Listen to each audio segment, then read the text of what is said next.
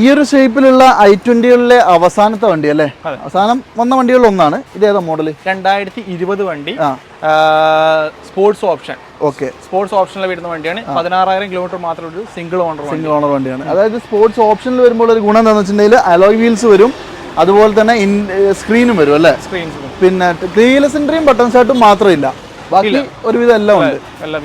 ഇതിൽ പിന്നെ 6 എയർ ബാഗും ഉണ്ടാവില്ല, 2 എയർ ബാഗ് ഉണ്ടാവുള്ളൂ അല്ലേ? ആസ്റ്റ വരുമ്പോൾ കീലെസ് എൻട്രിയും ബട്ടൺ സ്റ്റാർട്ടും വരും, 6 എയർ ബാഗും വരും. ആ ഒരു വ്യത്യാസമേ ഉള്ളൂ. ഇത് എത്ര ഓടിയിട്ടുണ്ട്? 16,000 കിലോമീറ്റർ. 16 അല്ലേ? അത് വളരെ ലോ കിലോമീറ്റർ തന്നെയാണ്. പിന്നെ പെട്രോൾ ആയതുകൊണ്ട് തന്നെ ലേശം മൈലേജ് കുറവായിരിക്കും. 12, 13, 15 മൈലേജ് കിട്ടുള്ളൂ. അത് ഹൈവേയിലൊക്കെ 5 പ്രതീക്ഷ മതി, ട്രാഫിക്കിലൊക്കെ ഒരു 12 മാക്സിമം പ്രതീക്ഷ മതി.